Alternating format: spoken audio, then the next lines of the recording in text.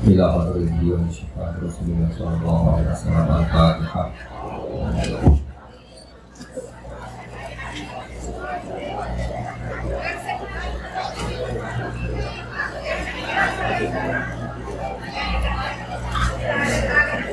Mohon Bapak Ibu tenang, agak tenang.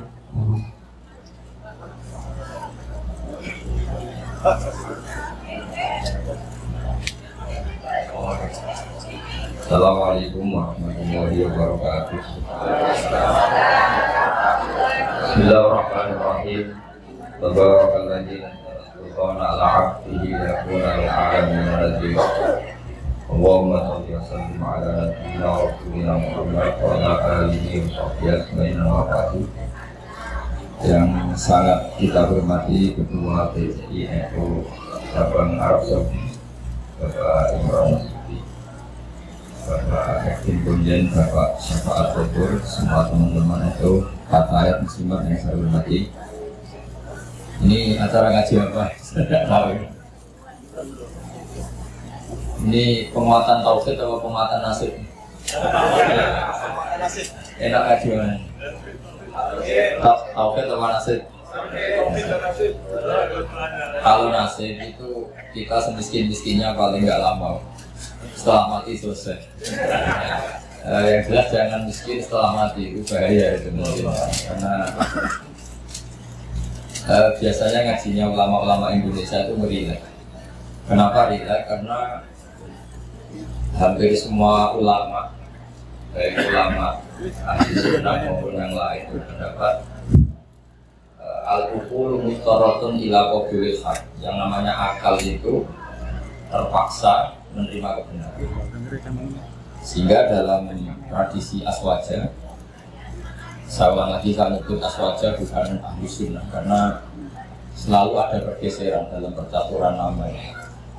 Dulu yang namanya ahli sunnah itu ya ahli sunnah, sekarang kalau kontra Syiah pasti namanya Sunni.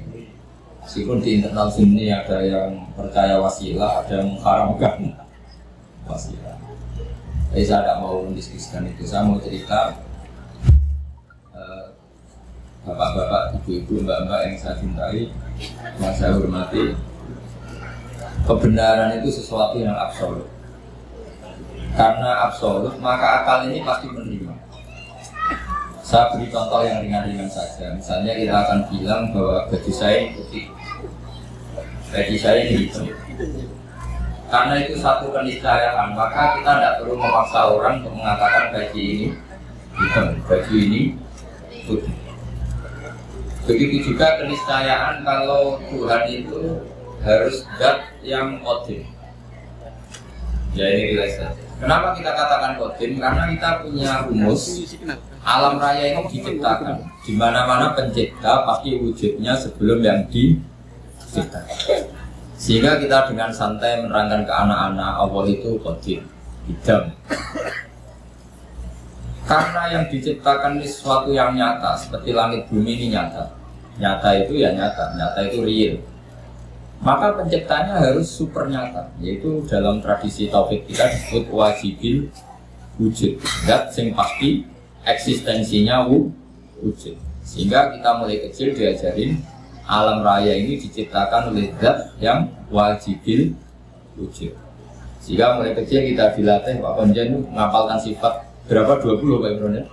Yaitu wujud, hidam, baqa, mukhalafatul lil hawadits. Jadi sebelum negara itu anti sama paham komunis, paham ateis, ulang lagi ya.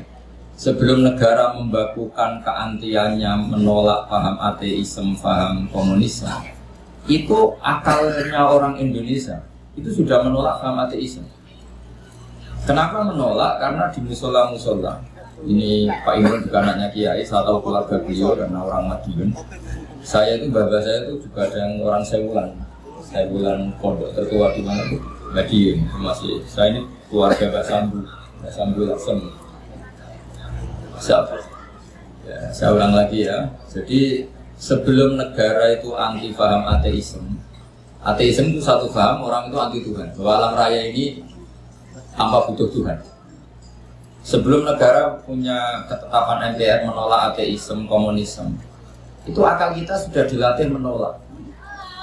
Kenapa dilatih menolak? Karena akal kita tidak bisa menerima. Misalnya hadhil maujudat, terus kamu bilang khalaqahal adam, bahwa langit bumi yang wujud ini diciptakan oleh sesuatu yang tidak wujud.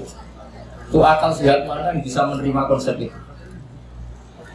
Segoblok-gobloknya kita, meskipun kedunian duit real, itu nggak akan terima satu pikiran bahwa alam ini diciptakan oleh ketiadaan.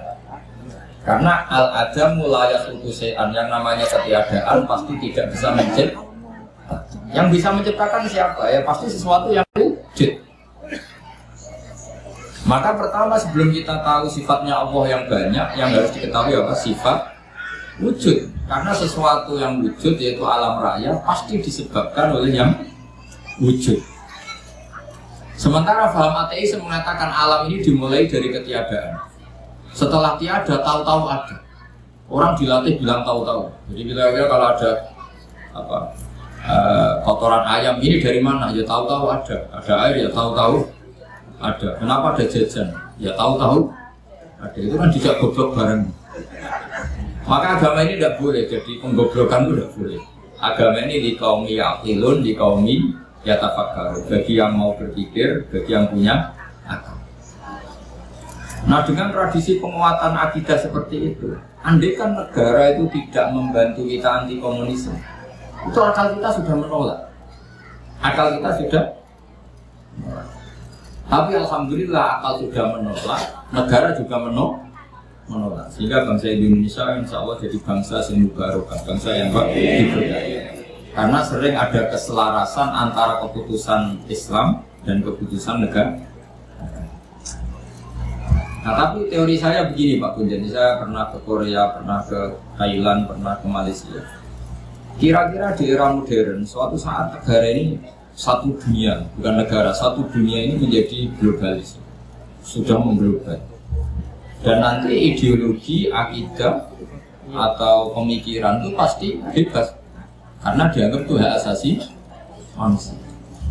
Maka saya minta madrasah sini juga yang lain-lain. Nanti pertarungannya adalah pertarungan logika. Karena negara tidak terlalu bisa diharapkan. Tadi misalnya negara Uni Soviet kadung komunis, negara Cina kadung komunis, Korea Selatan juga begitu. Beberapa negara Eropa kapitalisme. Dan beberapa negara lain sudah memilih ideologi tertentu.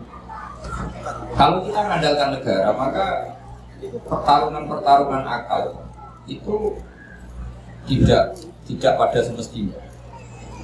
Tapi kalau kita mengandalkan al-barohin wal hujjah, itu adalah logika yang disebut oleh Allah qul falillahil hujjatul balighah. Itu maka Islam itu akan nyaman.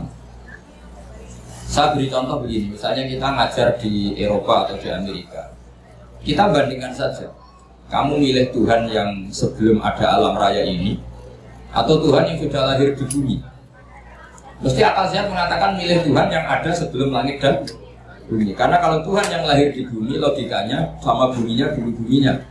Bagaimana dia tahu-tahu jadi Tuhan, lahirnya saja dulu buminya. Jadi kita mensyarahkan bingung. Tuhan lahir di bumi, berarti bumi dituhani oleh Tuhan baru. Itu nggak ketemu secara akal. Sehingga Allah itu sering kalau ingin menafikan itu mentidak Tuhankan yang tidak Tuhan ya. Menafikan itu mentidak Tuhankan yang tidak Tuhan. Itu Allah dengan cara sederhana. Sederhana itu mudah. Jadi dulu yang namanya Jubair bin Mut'im itu adalah mediator kafir Quraisy yang disuruh membebaskan Asra Badrin, tawanan perang-perang apa?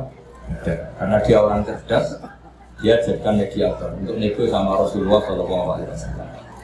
Ketika nego, kebetulan dia nginep di sana, maghrib Nabi baca surat Wattur wa kitabim mastur fi rabbin mansur wal baitil ma'mur was saqfil marfu. Sampai satu logika tentang Tuhan, yaitu ayat am khuliqu min ghairi syai'in am humul khaliqun.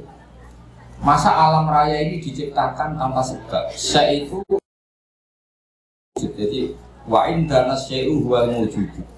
Masa alam raya ini yang mewujud, yang punya eksistensi, yang wujudnya nyata, kemudian diciptakan oleh sesuatu yang tidak wujud. Akhirnya Jubair itu mikir, amhumul khaliqun, atau memang kalau kamu nggak percaya Allah itu nggak ada, apa jangan-jangan mereka kalian semua ini yang menciptakan langit bumi? Makanya dipertanyakan, oh am khalaqas samawati wal ardh. Sampai ada sekian pertanyaan, termasuk Qul ara'aytum ma tad'una min dunillah aruni madza khalaqu minal ardi am lahum syirkun fis samawati. Orang-orang yang kamu tuhankan, Lata, Uzza, Hubal, apa ikut berkontribusi saat langit bumi diciptakan? Sehingga pertanyaan-pertanyaan Allah itu menohok. Akhirnya kata Jubair bin Mut'im, Matarfa Muhammad bin Abdillah Syai'an, Muhammad tidak meninggalkan akal kita sama sekali. Maksudnya logika tentang Tuhan-Tuhan Lata, Uzza itu nggak masuk sama sekali.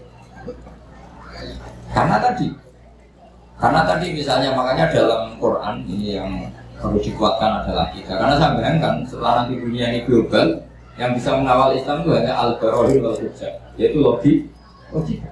Karena negara pasti punya sistem, misalnya di luar Indonesia atau di luar Timur Tengah, pasti sistemnya kalau nggak ateisme ya kapitalisme.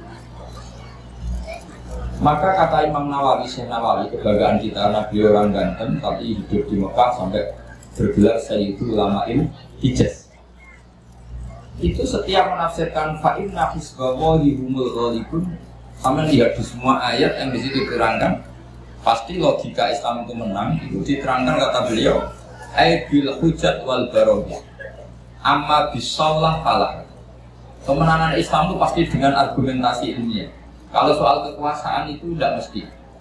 Kita tahu Rasulullah pernah kalah di perang Uhud, dan itu Allah dengan enteng ya, dengan santai ngendikan batilkal ayam nujawiduha benan nas. Kalau perang itu pertarungan fisik antar manusia, sehingga bisa saja Rasulullah yang hak kadang-kadang kalah, yaitu kayak di perang Uhud. Tapi Rasulullah sebagai pembawa kebenaran, yaitu yang sesuai dengan akal sehat, itu ayatnya ja'al haqqu wa zahaqal batil innal batila kana zahuqa. Jadi misalnya begini, tak beri contoh. Zaid sama Umar misalnya. Kata Umar 1 tambah 1 itu 2. Kata Zaid 3. Mungkin dalam pertarungan yang bilang 2 itu kalah, mati. Tapi dalam logika 1 tambah 1 2 itu akan menang selamanya lama, karena 1 tambah 1 3 itu batil atau yang mukhal. Fir'aun bisa jadi Tuhan saat dia kuasa. Musa terdesak karena dia seorang raja. Semua orang Mesir dipaksa menuhankan Fir'aun. Fir'aun bisa menang. Buktinya beberapa orang yang tidak mengakui Fir'aun Tuhan mati terbunuh. Berarti Fir'aun menang sebagai raja, tapi tidak akan menang sebagai logika. Karena logika manapun menolak ketuhanan. Makanya ketika Rasulullah diberi kekalahan dalam perang fisik, istilahnya Allah batilkal ayyam nudawiluha benan nas. Ini pertarungan antar manusia, bukan antar hak dan batil. Kalau antar hak dan batil pasti ja'al haqqu wa zahaqal batil. Kalau barang hak itu ada, pasti yang batil ini tidak. Fa'innal batila ma la wujudalah. Yang namanya batil sesuatu yang nggak punya eksistensi. Makanya sebagian Quran mengistilahkan qul ja'al haqqu wa ma yubdi'ul batil wa ma yu'id. Sesuatu yang batil itu bermula saja nggak pernah. Yubdi' maknanya bermula. Bermula saja tidak pernah, apalagi bereksistensi. Bermula saja tidak pernah. Pernah nggak 1 ditambah 1 jadi 7? Kan enggak kan? Bermula saja enggak, apalagi mempertahankan apa? Eksistensi. Jadi kira-kira Fir'aun ya tidak pernah Tuhan, Namrud ya tidak pernah Tuhan. Begitu juga yang dipertuhankan selain Allah, selamanya nggak pernah sebagai Tuhan. Karena apa? Yang dikatakan Tuhan adalah ya, yang paling punya pengaruh pada alam raya ini. Tentu harus bersifat kok. Nah sementara Fir'aun ada tanggal lahirnya, Tuhan-Tuhan yang lain juga ada tanggal lahirnya, bahkan ada tahunnya 2000 berapa gitu. Itu kalau alam raya umurnya 5.000 tahun saja dia bingung Tuhannya karena dulu alamnya. Sehingga ketika Fir'aun merasa sebagai Tuhan, itu cara mengalahkan Musa itu tidak dengan kekuasaan, tapi dengan argumen Yaitu ketika Fir'aun tanya Musa, lalu kalau kamu punya Tuhan yang lain, Tuhan kamu siapa? Kata Musa, yang Tuhani langit bumi, Rabbus samawati wal ardh. Fir'aun masih bisa ngeles.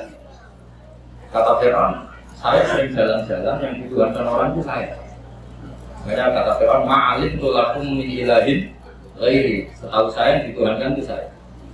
Soal kemungkinan Tuhan Musa ada di langit, terus dia mengambil Haman itu arsitektur handal. Ya Hamanun nili sohal ali abluhul asbab samawati fa'at toli'a ila ilahi.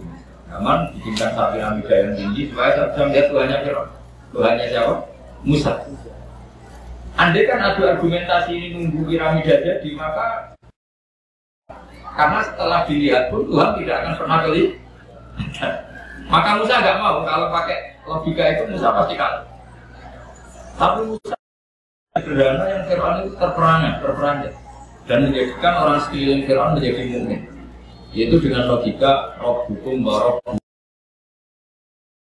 yang menuhani nenek moyang kamu. Itu kaget Fir'aun. Orang-orang juga langsung jadi mukmin ya, meskipun yaktumu imana menyembunyikan apa? Karena logikanya kalau Fir'aun Tuhan berarti buyutnya tanpa Tuhan. Kan zaman buyutnya Tuhannya belum lahir. Berarti ini ada makhlukun ya tetap jamu khalifah, ada makhluk mendahului Tuhan. Sehingga orang-orang terus mikir, Fir'aun berdebat tenang, pengiran juga di buyut. Kalau juga di buyut berarti buyutnya tanpa Pangeran, karena pangerannya datang terlambat. Ya kan, Fir'aun kan punya bin. Terus sementara dia yang Tuhan, bapaknya enggak Tuhan, bapaknya enggak Tuhan, buyut-buyutnya. Berarti Tuhan, anak cucu tidak Tuhan. Logika itu tidak masuk. Maka kita mulai kecil di musola-musola diajarkan wujud, tidak gampang saja. Alam raya ini kadung wujud. Kalau kadung wujud, nggak boleh kita punya rumus ini alam yang wujud diciptakan oleh yang tidak wujud. Itu buat akal paling nggak waras pun. Ini gimana? Suatu yang tidak wujud berperan pada yang wujud. Ini nggak masuk akal. Makanya kata Ibnu Hajar al-Asqalani penyarah kitab Bukhari, yaitu kitab Fathul Bari Bisyarhil akan menemukan manisnya iman. Itu kata saya Ibnu Hajar al-Asqalani, ngendikannya begini.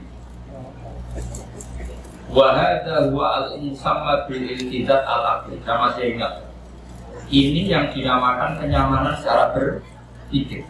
Jadi halawatul iman menurut beliau adalah orang yang sampai ke rugatul iman, ke derajat iman karena kekuatan berpikir. Misalnya begini. Kamu bisa tidur gak kira-kira kalau dipaksa oleh satu ideologi, kamu jadi Tuhan itu Fir'aun. Dia lahir di bumi, punya bapak, bapaknya enggak Tuhan. Yang mulai Tuhan enggak Fir'aun itu. Karena dia Tuhan, maka dia pencipta bangganya. Padahal dia datang terlambat. Itu buat otak kamu paksa terima itu kan enggak bisa. Karena aneh, Tuhan kok datang terlambat. Fir'aun itu Tuhan, tapi lahirnya sama wujudnya dulu bumi yang dituhani. Mesti kamu kan gak juga, bodoh-bodoh pengiran atau bumi ini tidak Fir'aun ini.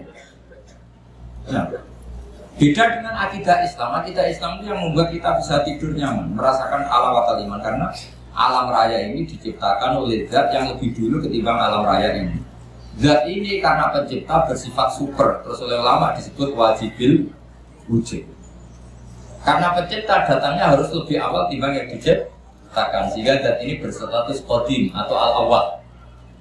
Karena dia pencipta maka dia superior, karena superior tidak terkalahkan, maka zat ini bersifat baqa, wujud tidak. Karena zat ini super maka nggak boleh ada kembarannya. Pak Imron aja nggak mau ditandingi apalagi Tuhan. Karena Tuhan itu super, kalau super nggak boleh lasari kalah, harus nggak ada kembarannya, nggak boleh ada dua matahari kembar, apalagi di Tuhan. Maka bersifat mukhalafatul. Karena wujudnya Tuhan sebelum ada yang lain, maka dia harus nggak butuh orang lain. Dan nggak butuh orang lain disebut diambu binafsi. Dia harus bisa menjaga eksistensinya sendiri. Nah sifat-sifat Tuhan seperti itu kita terima itu nyaman. Nyaman sekali, ya itu aturannya jadi Tuhan harus seperti itu. Wong Tuhan kok kalau makan pecel mulu, sedang bingung. Misalnya Fir'aun kira-kira kebanyakan pecel Madiun, daerahnya Pak Imran itu yang murah.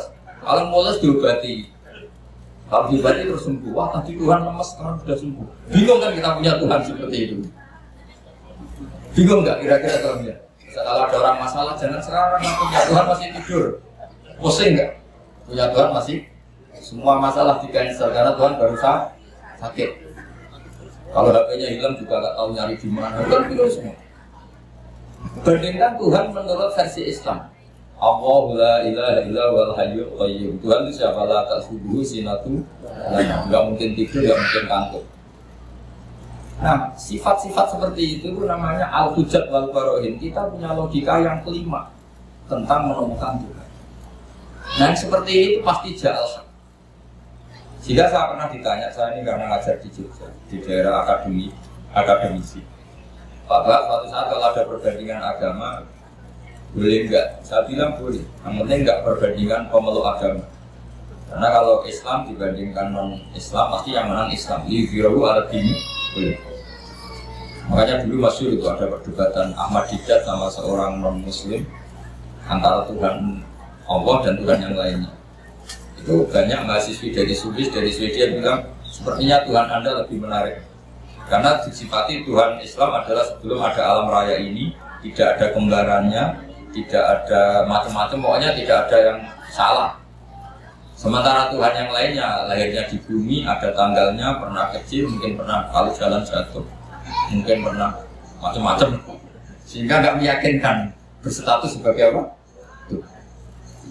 Nah, kalau kamu cara beriman seperti ini namanya sudah ja'al haqqu wa zahaqa.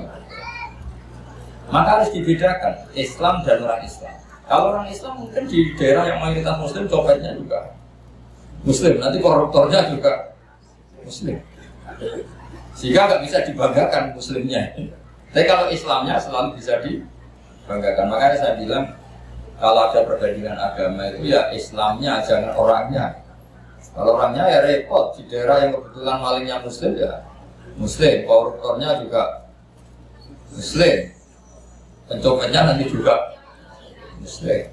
Bahkan ada raja tertentu yang mengatasnamakan raja Islam itu selirnya sampai 30. Mana ada Islam menghalalkan sampai 30. Tapi itu kan orang Islam, bukan aturan Islam. Itu kan repot. Nah sekarang yang kita sesali kajian agama atau perbandingan agama itu yang dikaji itu orangnya, sehingga kita sering kalah. Misalnya Indonesia beberapa negara tertentu yang mengatasnamakan negara Islam sering perang. Di situ dianggap cerminan Islam. Dan Islam rahmatal lil alamin. Tapi kalau orang Islam yang tidak rahmat ya banyak yang selalu suka mendolimi orang lain. Maka kita harus hati-hati mana perilaku seseorang dan mana itu sehingga perang itu, perang zaman Nabi itu ada perang muda benanas, perang yang dihitung sebagai manusia, ada perang yang dihitung benal haqi wa benal. Kalau perang itu antara pertarungan benar dan salah, pasti yang menang itu benar. Karena tadi Yulja al-haqqu wa ma yubdi'ul batilu wa ma yubdi'ul. Sesuatu hak itu pasti datang, makanya pasti punya eksistensi. Seperti putih. Putih ini ya memang putih, punya eksistensi putih. Yang mengatakan ini hitam, meskipun dalam bertarung menang, tetap dia kalah. Bisa saja mengatakan baju saya putih, itu kalau duel fisik menang yang mengatakan hitam. Duel fisik, tapi dia tidak akan menang selamanya, karena dia dianggap gendeng. Masa putih bilang hitam. Paham ya, ini logika ini. Di sini ada istilah ja'al haqqu wa zahaqa. Sehingga Quran itu unik cara ngajari kita berfilsafat. Kalau ada kalimat itu salah, itu disebut kata Quran kaburat kalimatan takhruju min afwahihim. Ada satu kalimat atau perkataan yang menjadi kalimat itu karena diucapkan oleh lisan.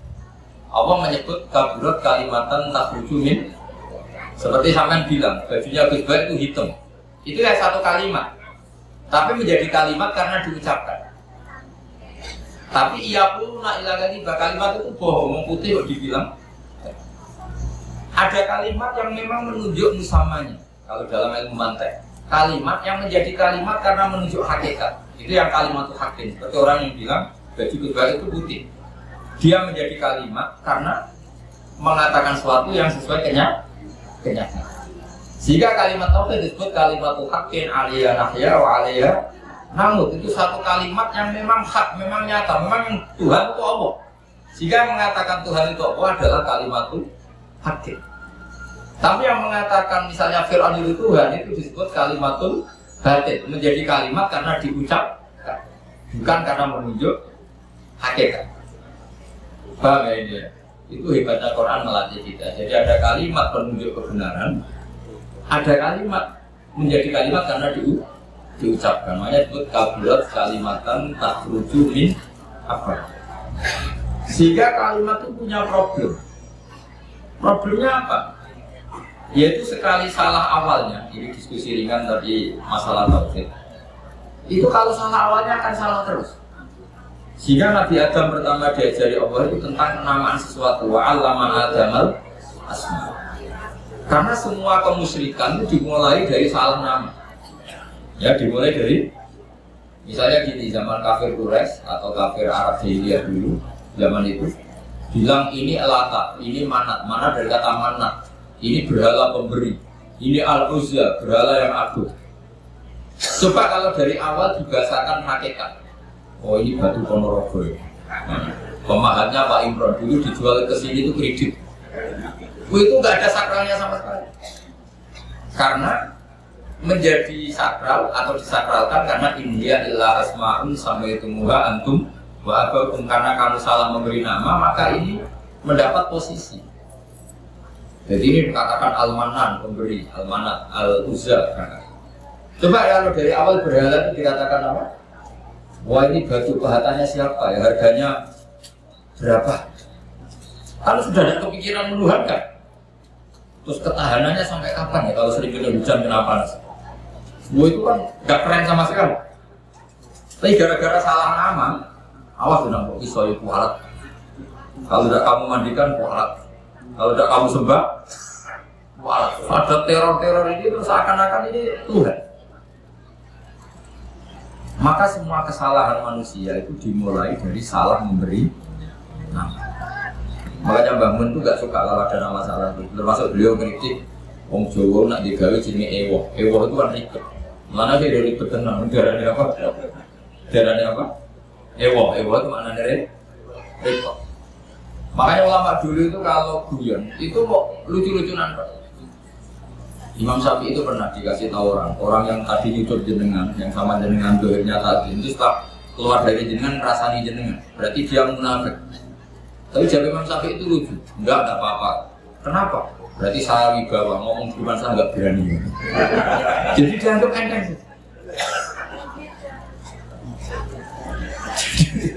Itu Imam Syafi'i.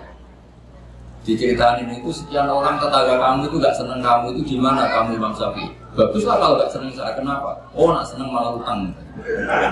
Masyhur itu makalah Imam Syafi'i. Waman asa ilaika faqat atlaqaka. Orang yang berburuk sama kamu itu artinya membebaskan kamu. Coba orang yang enggak seneng kamu pernah enggak pinjam mobil? Enggak pernah kan? Utang duit? Enggak pernah. Justru yang seneng-seneng itu yang kadang-kadang pinjam.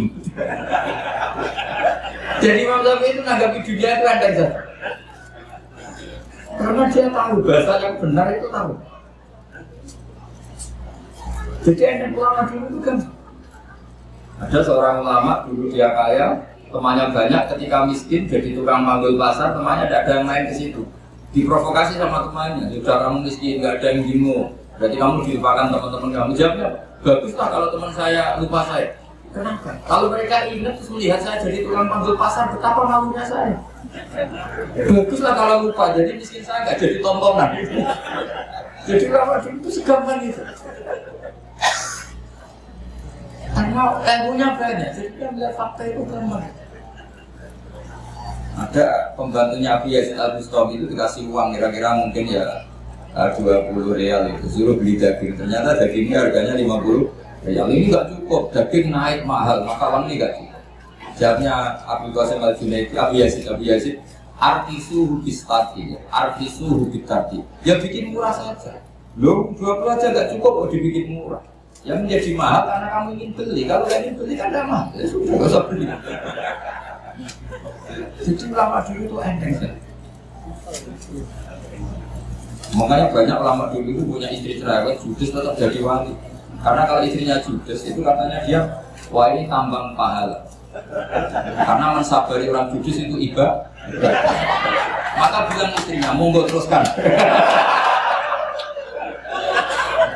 Nah selama ini kan enggak, kalau istri kita judes kita bilang, oh ini kita laki kok dimarahin istri, harga diri kita dimana? Itu berpikir yang salah. Ini tambang pahala. Tambang apa? Dan kalau judes itu bagus. Kalau rukun malah minta belanja, malah mahal. Coba kalau sedang mesra itu mintanya istri apa? Belanja kan? Marah, murah mana? Pas marah sama pas rukun. Biayanya itu. Murah mana? Pas menengan sama pas harmoni. Mahal mana? Mahal pas harmoni. Maka anggap saja gitu. Pas menengan alhamdulillah ini cedek. Meskipun dimarahi terus lama-lama jantungan mati. Jadi mau saya cerita, jadi ulama dulu itu gampang. Karena sekali sesuatu itu salah nama, itu bahaya. Makanya pertama Nabi Adam diajari wa 'allama Adamal asma. Maka alhamdulillah kita dari awal mengatakan bumi ini makhluk diciptakan, manusia juga makhluk diciptakan. Sehingga status kita, andaikan kita dari awal mengatakan Fir'aun makhluk, Nabi Isa juga makhluk, mungkin nggak menuhankan orang yang berstatus makhluk. Tapi kita kadang nggak mengatakan manusia itu manusia super, yang seakan-akan hidupnya nggak butuh orang. Maka saudara Rasulullah ketika begitu bangganya dikatakan gelar saya terbaik kata Nabi adalah Abdullah, hamba Allah. Karena Nabi gak ingin nasibnya seperti Nabi Isa. Justru dengan gelar Abdullah itu Nabi gak akan dituhan. Karena berstatus Abdullah, Abdul dan berstatus. Jadi Islam ini juga harus dikawal, jadi jangan sampai kita keliru memberi penang. Saya di Jogja sering memberi saran ke bapak-bapak itu. Kalau kamu bilang anak, wah ini anak nanti membiayai setelah kuliah, biaya lagi, nikah, biaya lagi, maka kamu lihat anak ini problem. Jadi kalau kamu lihat anak ini penerus wujud saya, penerus kebaikan saya. Kalau saya sudah mati, tabungan saya adalah di anak. Saya sujud, anak saya sujud, cucu saya penyembah Allah, cinta Rasulullah. Maka melihat anak ini sebagai penerus kebaikan. Maka menganggap anak itu penting. Sehingga Allah kalau misalkan anak itu apa? Walladzina amanu wattaba'athum dzurriyyatuhum biimanin. Kita melihat anak itu, ini generasi penerus iman saya, ini generasi penerus sujud saya. Maka kita melihat anak ini senang. Jadi kalau dari awal melihat sebagai apa? Beban. Maka terus anak ini problem. Sampai kalau asik kumpul istri terus jadi hamil. Loh kok hamil? Padahal saya ada ini. Anak-anaknya sendiri. Loh hamil padahal saya ada. Apalagi kalau terpaut setahun. Loh anak kok kacek sidik? Kesundulan itu orang lihat. Jadi ini baru ada. Belum. Jadi saya mohon sekali, jadi agama ini hanya bisa dikawal dengan al-hujjah atau logika. Makanya dikatakan Allah wa tilka hujjatuna atainaha Ibrahim ala. Tapi sekarang banyak orang itu nggak berlatih argumentasi. Sehingga di tradisi Aswaja NU orang harus hafal aqidatul awam, harus hafal sifat wajib 20, sifat muhal 20. Sifat wajibnya Nabi 4, sifat muhalnya Nabi 4, sifat jaiznya 1. Tanpa itu semua kita tidak bisa ngawal Islam. Karena pertarungan duniawi itu menyudutkan Islam. Misalnya Anda bilang, katanya orang Islam itu hidupnya di dunia hasanah, orang itu ya kok miskin-miskin, kamu tidak bisa jawab. Tapi kalau kamu membela Islam dengan logika, misalnya mereka menuhankan makhluk yang lahir di bumi, kamu menuhankan yang adanya sebelum langit dan bumi. Kira-kira kalau adu argumentasi menang mana? Keabsahan sebagai Tuhan. Tentu lebih logis yang ada sebelum langit dan bumi, yang layak berstatus sebagai Tuhan. Nah itu yang harus mengawal Islam itu. Liqaumi ya'qilun, liqaumi yatafak. Sehingga dulu Nabi itu kalau menerangkan tauhid itu gampang sekali. Saya berkali-kali cerita kalau ngaji, dulu orang kafir jahiliyah itu Tuhannya banyak. Karena problemnya banyak.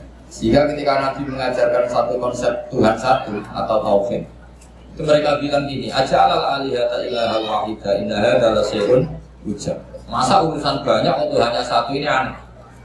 Makanya mereka bilang apa? Aja'alal alihata ilaha wahida. Masa Tuhan yang banyak menjadi satu ini aneh. Problem kita banyak, kasus kita banyak. Harusnya Tuhannya juga.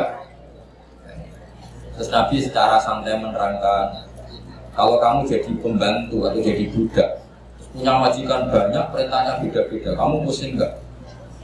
Wah ya pusing Muhammad, mendingan majikan satu. Terus Nabi bilang, inna rabbakum sayyidukum, Tuhan kamu adalah majikan kamu. Kalau Tuhannya banyak, perintahkan semua pusing dong. Ya sudah mak, Tuhannya satu saja. Jadi yang dimaksud, dorobawahu matalar rojulan fihi syuraka'u mutasyakisuna warajulan salamal lirrojul halas tawiyani masalah alhamdulillah. Allah membuat satu perumpamaan, ada orang punya majikan banyak yang perintahnya beda dengan orang yang hanya mengabdi satu majikan. Kira-kira kamu milih mana? Milih yang satu majikan.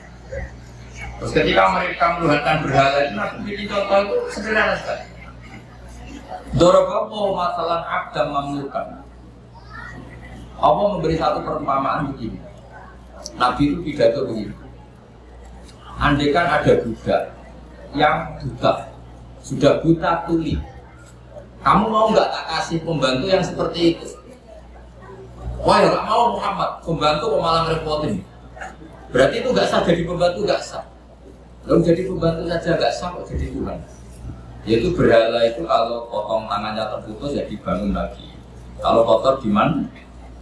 Itu kan Tuhan kok repotin. Jadi ada, makanya disebut motor bahwa masalah rojul ini cuma abukam itu nggak bisa ngomong. Layak kediru ala syai'in, melakukan apa saja nggak bisa. Wawakalun ala mola, adanya hanya mereka.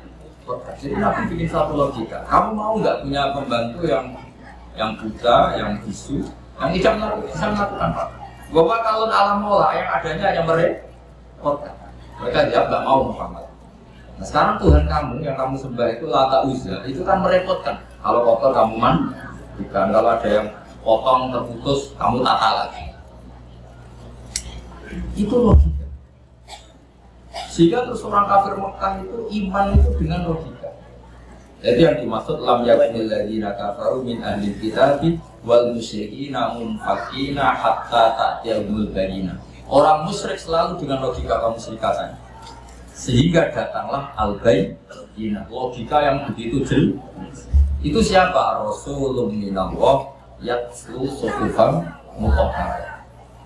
Nah sekarang makanya saya minta sama PCNU, sama lembaga-lembaga aswaja NU, jangan pernah melupakan kajian tauhid, kitab-kitab yang diajarkan guru-guru kita, yaitu misalnya kitab Aqidatul Awam. Karena ini yang mengawal Islam. Saya pernah di BCI NU Korea, itu mereka tauhidnya mantap. Melihat ateis itu kayak melihat kebodohan. Orang kok tidak punya tuh, dan ceritanya aneh-aneh. Itu kalau ada majikannya yang baik, anak-anak NU yang di sana kerja itu minta fasilitas sholat. Itu ditanya sama orang ateis, minta dibeli berhala enggak? Karena aneh. Jadi, ada yang sholat itu dilihat dari atas gini.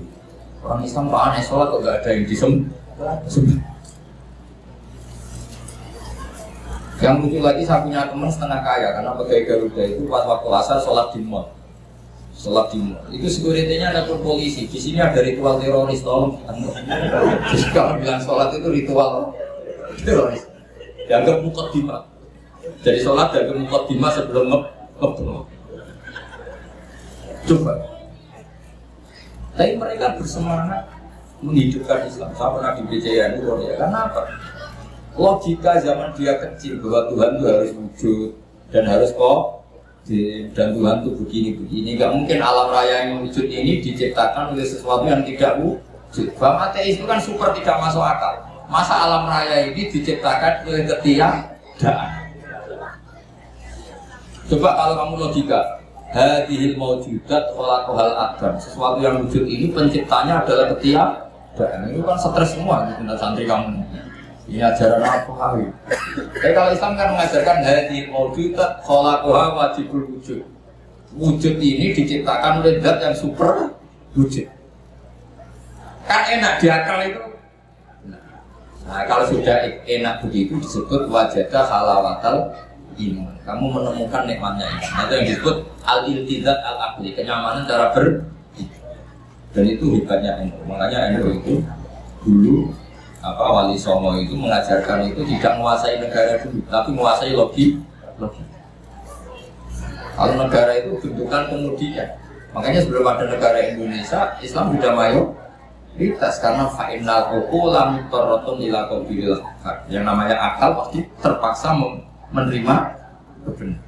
Makanya itu hikmahnya kenapa PDNU tidak menjadi ekstremis, tidak menjadi Islam yang keras radikal. Agama itu mudah diterima karena kebenaran itu mudah diterima, nggak usah dipaksa. Karena la ikraha fiddin. Kenapa la ikraha? Qad tabayyana rusdu minal ghayy. Mana benar mana salah pasti jelas. Ya saya kira demikian. Assalamualaikum warahmatullahi wabarakatuh.